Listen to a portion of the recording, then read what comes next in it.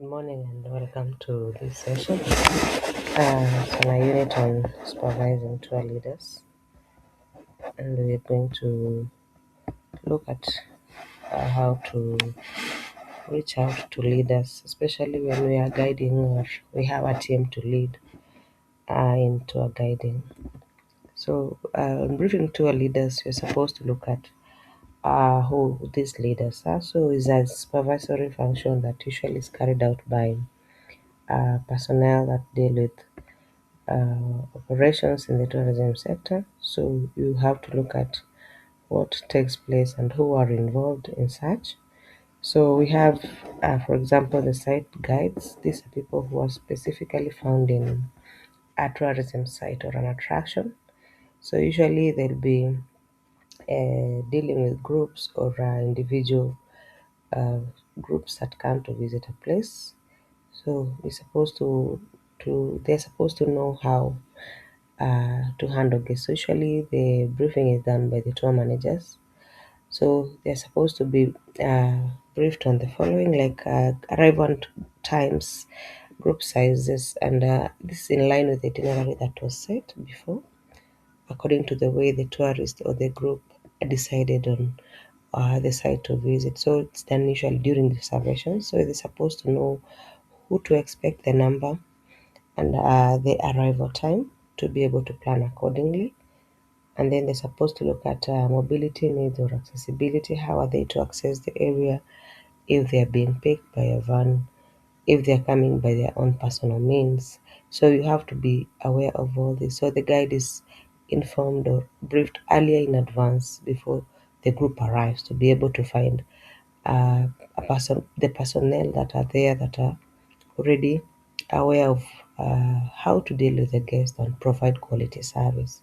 So they're just supposed to tell the tourist on what happens. The guide informs them on the rules to observe, which areas are to be visited, which ones are not, especially with the areas that have high risk.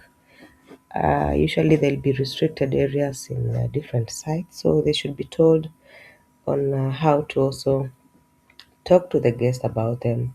Tell them the importance of observing the restricted areas, warning signs or displays that are usually found in these sites, and also for safety protocols. What happens in case somebody is endangered? How are they to carry out themselves? How are they to behave to be able to deal with any safety issue that may arise?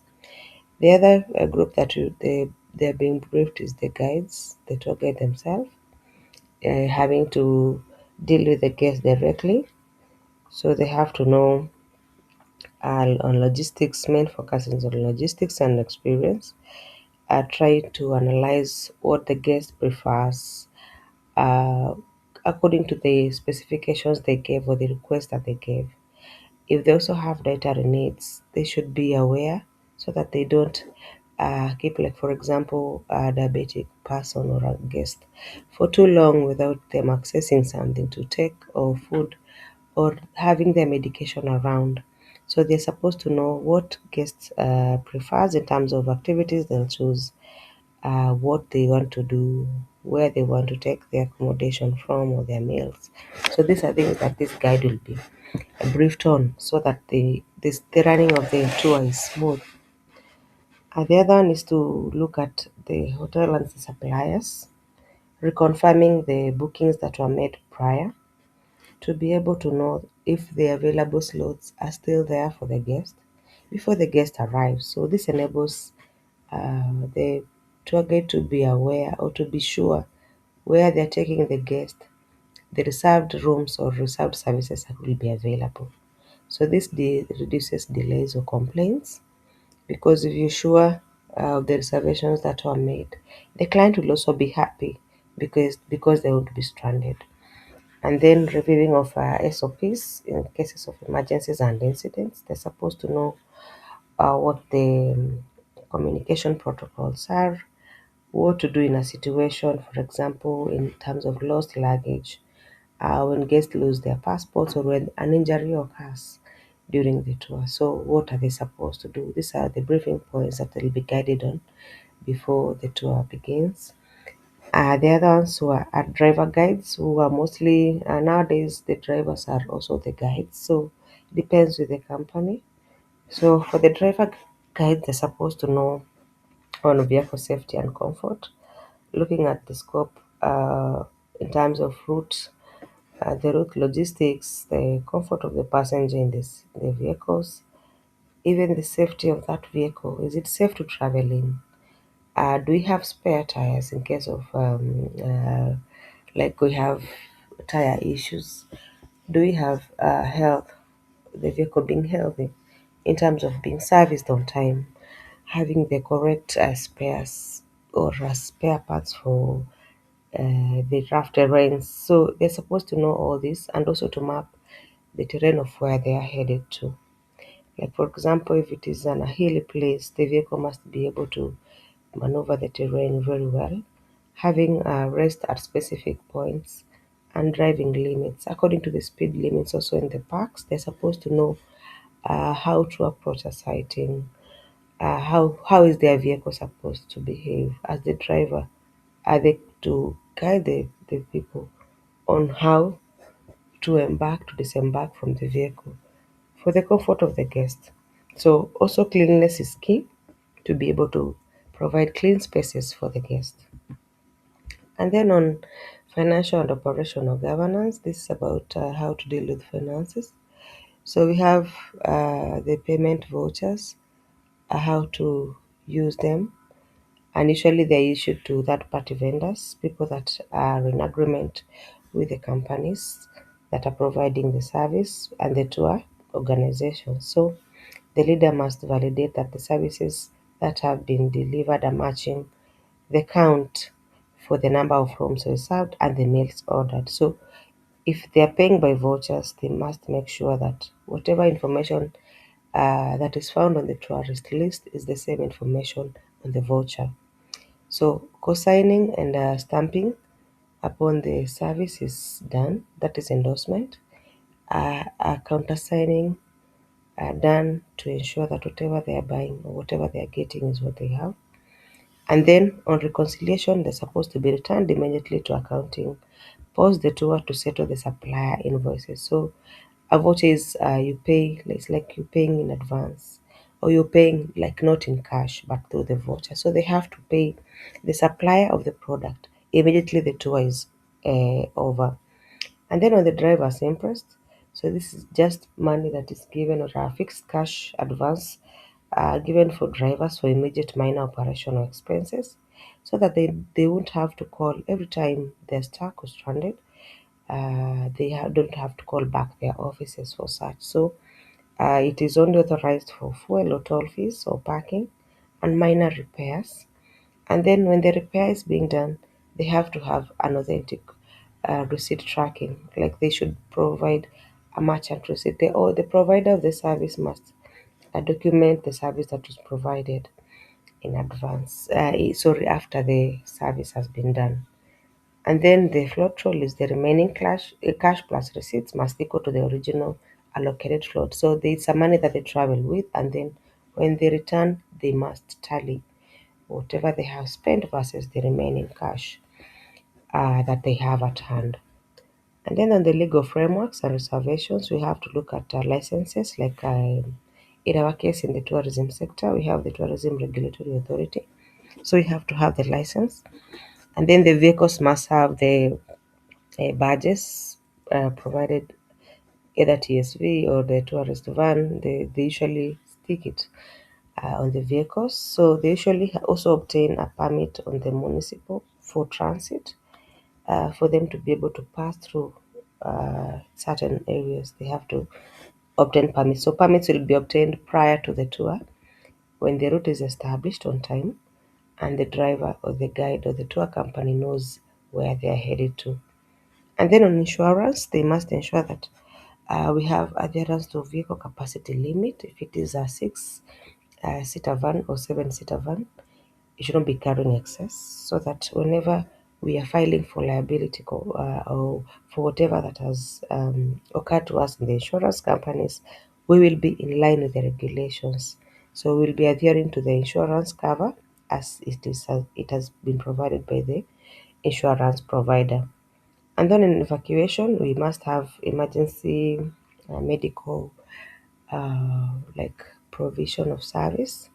Whenever there is a medical condition, you can have contacts with the flying doctors or the AMREF, or you can have your emergency dispatch contacts like St. John's Ambulance, anyone that is available for airlifting or emergency medical service wherever they are. So each company must have this as a control or risk management plan to be able to deal with any occurrence that may take place.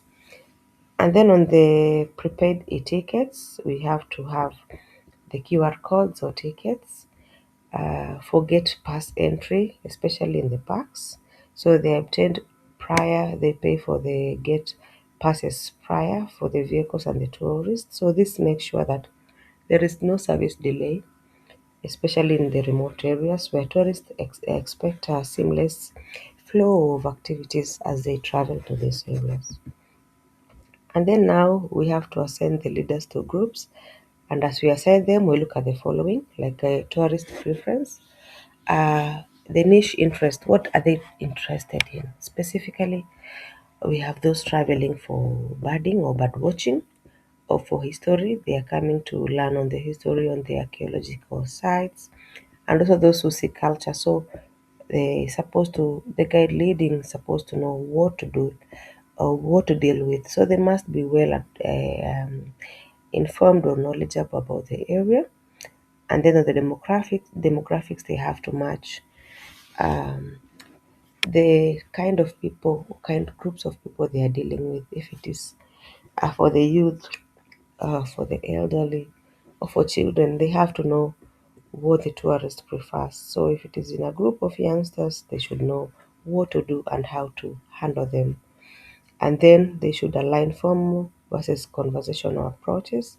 It should be very professional on how they approach the client, what the client wants. So you match the client group you're handling. And then you have the language, knowing the right language to use. They have a basic vocabulary like correct English or correct language. If they are people who are bilingual or multilingual, the kind of group that you're handling, you should be able to know what they require. And then you look at the foreign humor boundaries and local taboos to be able to also know the boundaries not to cross in terms of how you deal with the client. There are those who won't like their culture being discussed and you respect it.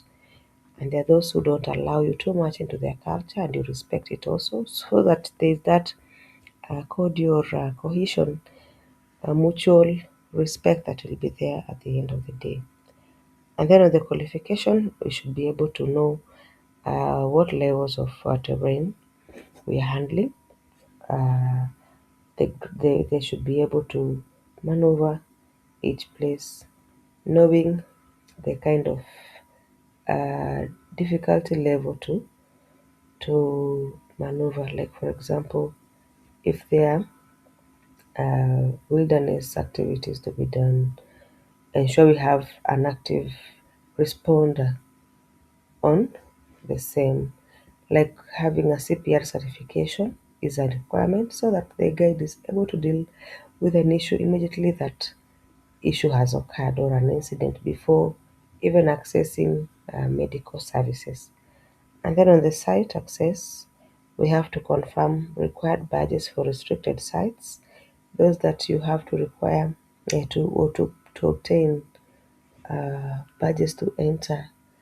You have to obtain it, especially for those that come for conventional conferences or meetings or government uh, events.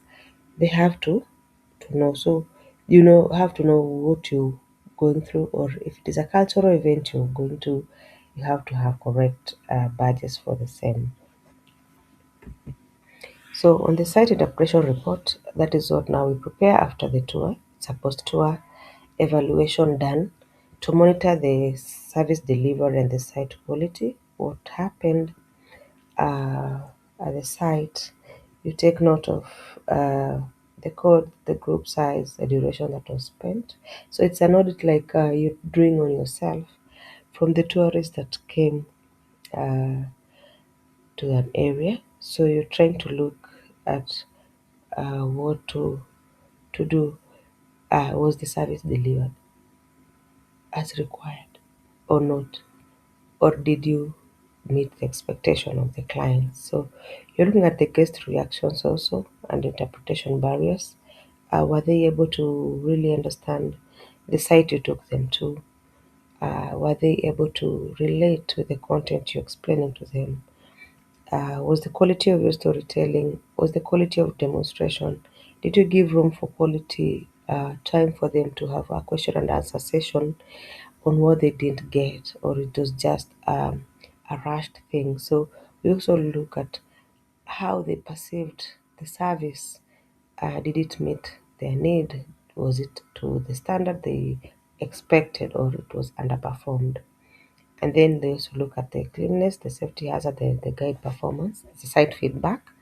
So you look at the general experience of what happened. Was safety observed, or was there leniency on the safety or protocols to be observed? So we have to look at such, and the main purpose is now like to track or control the quality that we give out. Also, tracking on changes in a destination. What are we to look for? Is the place accessible or not? Are there areas we are not allowed to go? So we're looking at all this uh, as a way of trying to come up with a report that informs what happens. So it will be monitoring the delivery, like I said. Were they educated? Was there an educational impact that was given to such guests? So this is now the report that will be prepared, uh, especially by the tour leader. And then the person who audits is the supervisor. So that is what now takes place after the tour. Thank you and have a good day.